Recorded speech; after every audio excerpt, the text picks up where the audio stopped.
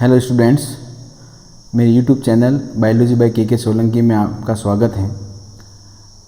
अगर आप biology first grade lecturer बनने का सपना देख रहे हैं तो आपके लिए आज का ये वीडियो बहुत ही महत्वपूर्ण होने वाला है, क्योंकि मैं लाया हूँ आपके लिए एनसीईआरटी के बहुत ही इम्पोर्टेंट क्वेश्चन जो 2025 एग्ज़ाम के अंदर पहुँचने के चांस बहुत ज़्यादा हैं।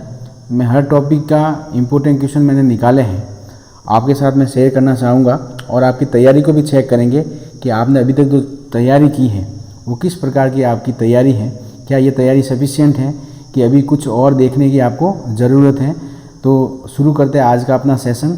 अंत तक बने रहिए और इस प्रश्नों का उत्तर देने की कोशिश कीजिए कि आपने जो पढ़ा है क्या वास्तव में इसमें से कुछ है या नहीं। तो अपन शुरू करते बिना देरी किए हुए अपना आज का सेशन, जो अपना टॉपिक है कोशिका के कौन कौन से इम्पोर्टेंट क्वेश्चन हैं जो एनसीईआरटी के हैं, सारे के सारे मैंने निकाल दिए हैं। तो अपना जो पहला क्वेश्चन है कि कोशिका की खोज किसने की थी। तो अपन जानते हैं कि जो कोशिका की जो खोज थी वो साइंटिस्ट थे रॉबर्ट हुक। तो ये तो क्वेश्चन आप सभी को आएगा कि रॉबर्ट हुक ने कोशिका की खोज की थी। सन आपको याद रखना कब की थी, 1665 के अंदर कोशिका की खोज हुई थी।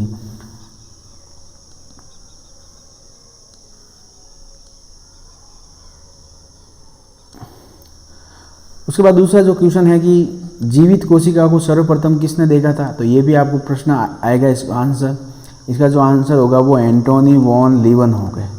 अगर जीवित कोशिका की खोज किसने की या सर्वप्रथम किसने देखा तो इसका जो आंसर हो जाएगा वो एंटोनी वॉन लीवनहॉक हो जाएगा। ये सारे के सारे क्वेश्चन बहुत ही इंपॉर्टेंट हैं और ये एनसीईआरटी बेस्ड क्वेश्चन है। लाइन टू लाइन वहाँ से क्वेश्चन आएगा आपके एग्जाम के अंदर। तीसरा क्वेश्चन इंपॉर्टेंट है कि कोशिका सिद्धांत किसने दिया। तो दो साइंटिस्ट थे, एक थे स्लाइडेन और दूसरे जो साइंटिस्ट थे वो थे स्वान। ये दो साइंटिस्ट थे जिन्होंने कोशिका सिद्धांत दिया था। अब ये थोड़ा ध्यान रखना, जो स्वान थे वो जूलॉजिस्ट थे और जो स्लाइडेन थे वो बोटनिस्ट थे। ये बोटनी से संबंधित है, पादप कोशिकाओं का अध्ययन किया था, इन्होंने जंतु कोशिकाओं का अध्ययन किया था। उसके बाद में नेक्स्ट क्वेश्चन है कि नई कोशिकाओं का निर्माण पूर्व स्थित कोशिका से होता है। ये कथन किसका है। तो ये कथन भी आपने तैयारी की, आपको याद होगा। ये कथन कौन से साइंटिस्ट ने दिया था। तो ये जो कथन था वो रुडोल्फ विर्चोव द्वारा दिया गया था। रुडोल्फ विर्चोव, इन्होंने ये कथन दिया था और इस कथन को कोशिका सिद्धांत में जोड़ा गया और उस कोशिका सिद्धांत को आधुनिक कोशिका सिद्धांत के नाम से जानते हैं। ये अपने को याद रखना, उसे आधुनिक कोशिका सिद्धांत के नाम से जानते हैं और ये 1855 की बात है। तो अगर एग्जाम में क्वेश्चन आ जाएगी आधुनिक कोशिका सिद्धांत कब दिया गया, तो 1855 के अंदर, और उसमें रुडोल्फ विर्चोव ने ये लाइन जोड़ी थी, नई कोशिका का निर्माण पूर्व स्थित कोशिका से होता है। नेक्स्ट क्वेश्चन देखें अपन, तो ओमिनी सेलुला ई सेलुला का हिंदी अर्थ क्या है। तो सेम ये रुडोल्फ विर्चोव ने उस समय अपनी बुक्स के अंदर लिखा था, ओमिनी सेलुला ई सेलुला। इसका हिंदी अर्थ ये ऊपर लिखा हुआ है, नई कोशिकाओं का निर्माण पुरानी कोशिकाओं से होता है। बिल्कुल सिंपल से सवाल है। नेक्स्ट, कोशिका का अध्ययन क्या कहलाएगा। ये कोशिका का अध्ययन तो आपको आएगा, साइटोलॉजी कहलाता है। साइटोलॉजी, कोशिका का जो अध्ययन होगा वो साइटोलॉजी कहलाएगा। उसके बाद में नेक्स्ट अगर अपन क्वेश्चन की बात करें,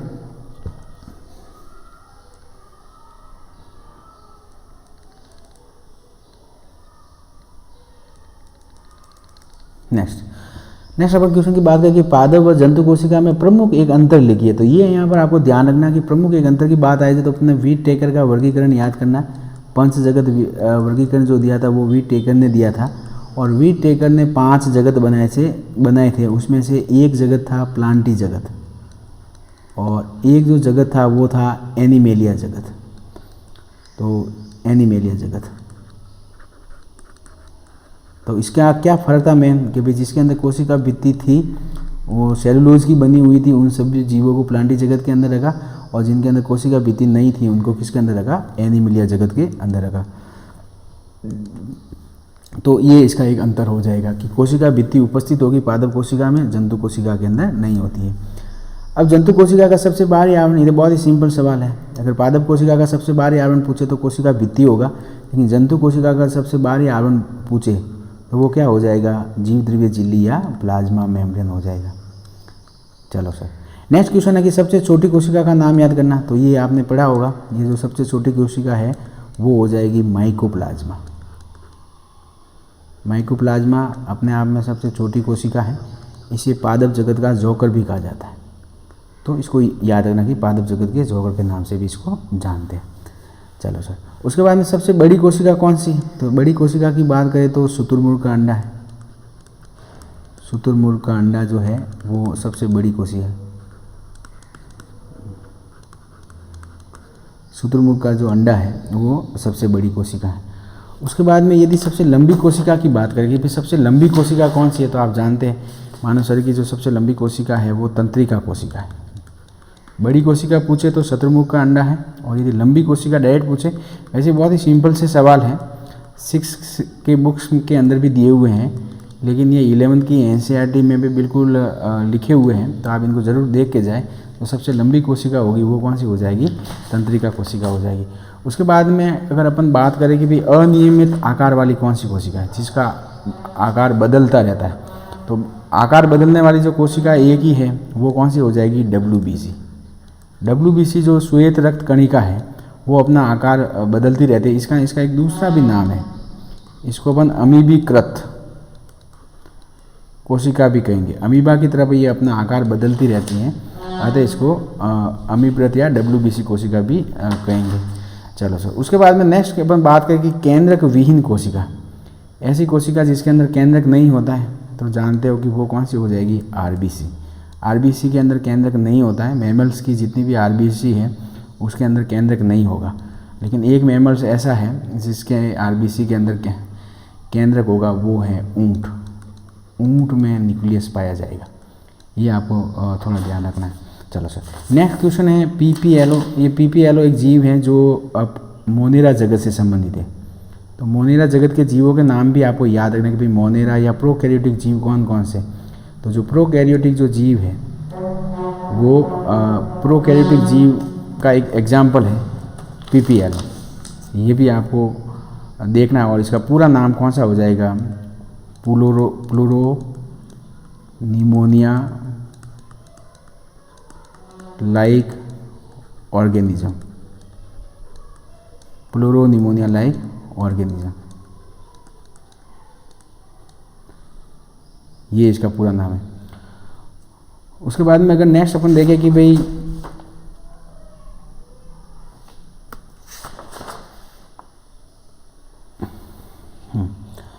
अब एक क्वेश्चन आता है कि भाई ये एक बीच में रह गया अपना, जीवाणु कोशिका का आकार कितना होगा? तो जो जीवाणु कोशिका का जो आकार है वो अपने को थोड़ा ध्यान रखना। ये वाला क्वेश्चन है 3 से 5 माइक्रोमीटर। जीवाणु कोशिका का डायरेक्ट आपको आंसर याद रखना है कि जीवाणु कोशिका का आकार कितना होगा, तो 3 से 5 माइक्रोमीटर। उसके बाद में एक और ये क्वेश्चन, ये जैसे RBC है ये वाला, तो RBC का व्यास भी NCERT में दिया हुआ, डायरेक्ट क्वेश्चन आ जाए यदि कि RBC का व्यास कितना हो जाएगा, तो ये 7.0 mm के समथिंग इसका व्यास होगा, 7.0 mm। चलो सर, उसके बाद में नेक्स्ट अगर अपन क्वेश्चन की बात करें तो 15वां क्वेश्चन है कि ढीली डाली ग्लाइकोकैलिक्स को क्या कहते हैं। अब पहले तो अपने को ग्लाइकोकैलिक्स का मतलब आना चाहिए कि ये होती कहाँ पे, कौन से जीवों के अंदर ये पाई जाएगी। तो जो ग्लाइकोकैलिक्स है वो कौन से जीवों के अंदर देखने को मिलेगी?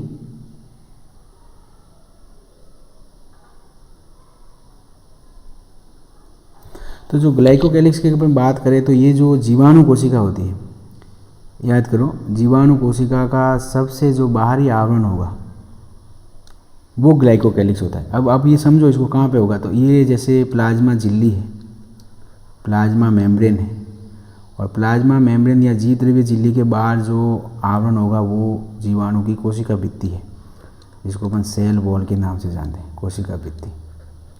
सेल वॉल के बाहर भी एक और आवरण होगा, ये जो सेल वॉल है इसके बाहर की तरफ भी एक और आवरण होगा। इस आवरण को अपन ग्लाइकोकैलिक्स के नाम से जानते हैं, ग्लाइकोकैलिक्स। अब कुछ जीवाणु के अंदर ये क्या होगा, ये जो बाहर वाला जो ग्लाइकोकैलिक्स आवरण है वो बिल्कुल कठोर होगा और मोटी परत होगी। तो जब ये ग्लाइकोकैलिक्स कठोर होता है, बिल्कुल ध्यान से समझोगे आप, जब कुछ जीवाणुओं के अंदर ग्लाइकोकैलिक्स बिल्कुल कठोर होगा तो ऐसे ग्लाइकोकैलिक्स को हम संपुट कहेंगे। और यदि ये जो ग्लाइकोकैलिक्स है बिल्कुल ढीला ढाला है, तो ढीला ढाला जब भी ये ग्लाइकोकैलिक्स होगा तो उन जीवाणुओं को इसको अवपंक परत के नाम से जानते हैं, स्लिम लेयर, अवपंक परत या स्लिम लेयर के नाम से इनको जानते हैं। चलो सर, नेक्स्ट जो क्वेश्चन है कि ये हो जाएगा 16 क्वेश्चन अपना हो गया कि कठोर व मोटी ग्लाइकोकैलिक्स को क्या कहा जाएगा, तो संपुट कहा जाएगा। ढीली ढाली ग्लाइकोकैलिक्स है तो उसको अपन क्या कहेंगे, अवपंक परत कहेंगे। नेक्स्ट है जीवाणुओं में कोशिका भित्ति किसकी बनी होती है, ये भी क्वेश्चन बहुत ही इंपॉर्टेंट है। तो म्यूकोपेप्टाइड वो पेप्टाइडोग्लाइकॉन, दो पदार्थ है म्यूकोपेप्टाइड व पेप्टाइडोग्लाइकॉन, पेप्टाइडोग्लाइकॉन। ध्यान से देखते रहे, मैंने कहाँ पे इनके आंसर लिखे हुए, वैसे आपको क्वेश्चन के आंसर आते होंगे क्योंकि आपकी तैयारी काफ़ी अच्छी है, केवल आप चेक कीजिए कि भाई हमें ये आ रहे हैं या नहीं आ रहे। नेक्स्ट क्वेश्चन है कि प्रोकैरियोटिक का प्रमुख शोषण अंग कौन सा है। तो प्रोकैरियोटिक ये जैसे मैंने बताया था, ये प्लाज्मा मेम्ब्रेन है, तो ये जगह जगह पर इस प्रकार के फोल्ड बना देती है अंदर की तरफ। तो प्लाज्मा मेम्ब्रेन का ये फोल्ड है और इस फोल्ड को हम मीजोसोम के नाम से जानते हैं। तो जीवाणु कोशिका कहे या प्रोकैरियोटिक कोशिका कहे तो उसका जो शोषण अंग होगा वो कौन सा हो जाएगा, मीजोसोम। बहुत ही अच्छा क्वेश्चन है, प्रोकैरियोटिक कोशिका का शोषण अंग कौन सा है, तो मीजोसोम हो जाएगा। चलो सर,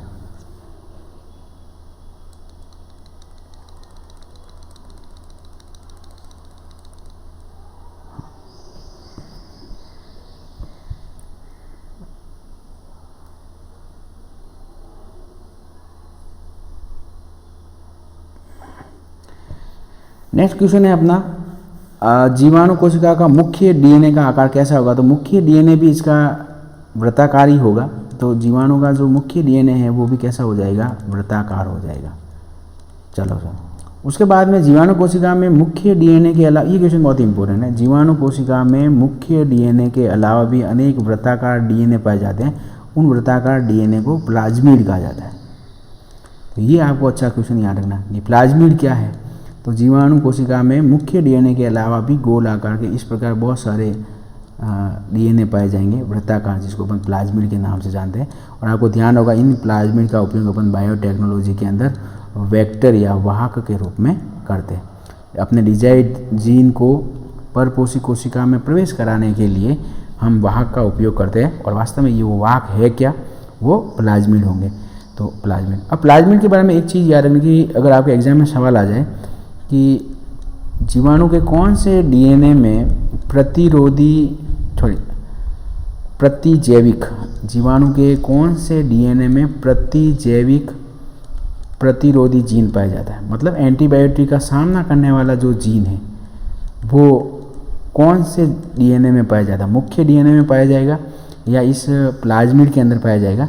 तो ये जो जीन है प्रतिजैविक प्रतिरोधी जीन, किसी एंटीबायोटिक के प्रति बैक्टीरिया सेंसिटिव होते हैं, किसी के प्रति नहीं होते हैं, तो अगर उस एंटीबायोटिक का अगर वो बैक्टीरिया सामना कर रहा है, इसका मतलब उसके अंदर वो जीन है। वो जो जीन होंगे वो हमेशा कहाँ पे होंगे, इस प्लाज्मिड के ऊपर होंगे, प्लाज्मिड के अंतर्गत, क्योंकि ये भी डीएनए है, इसके ऊपर इसके ये जीन होंगे। चलो सर, नेक्स्ट क्वेश्चन की अपन बात करते हैं कि प्रोकैरियोटिक में राइबोसोम का प्रकार कौन सा हो जाएगा। तो ये तो बहुत ही अच्छा क्वेश्चन है, ये तो आपको आना चाहिए। इंपॉर्टेंट क्वेश्चन के बहुत ही एग्जाम में पूछते हैं कि भाई प्रोकैरियोटिक में राइबोसोम का प्रकार कौन सा हो जाएगा, 70S हो जाएगा। और 70S की दो उप इकाइयों की बात करें तो एक उप इकाई हो जाएगी 50S और दूसरी जो छोटी उप इकाई हो जाएगी वो कौन सी हो जाएगी, 30S। ये थोड़ा ध्यान रखना है, बड़ी उप इकाई कौन सी है 50 और जो छोटी उप इकाई है वो कौन सी हो जाएगी 30S की ये उप इकाई हो जाएगी। तो इस प्रकार से अगर अपन यूकैरियोटिक की बात करें तो यूकैरियोटिक के अंदर भी जो राइबोसोम का प्रकार है, अगर ये मैं लिख लूँ कहीं यूकैरियोटिक में, तो यूकैरियोटिक में जो राइबोसोम का प्रकार है वो कौन सा हो जाएगा, वो हो जाएगा 80S। और इसकी दो उप इकाइयाँ कौन कौन सी हो जाएगी, 60S हो जाएगी और 40S हो जाएगी। तो ये यूकैरियोटिक के अंदर राइबोसोम का प्रकार है। चलो सर, तो ये आपके सामने मैं भी 21 क्वेश्चन बताया आपको। बिल्कुल एनसीईआरटी अगर आपने नहीं पढ़ी है तो मैंने वहाँ से निकाल लिए ये क्वेश्चन। हर रोज़ क्लास होगी, उसके अंदर ये आगे से आगे क्वेश्चन को बताया जाएगा।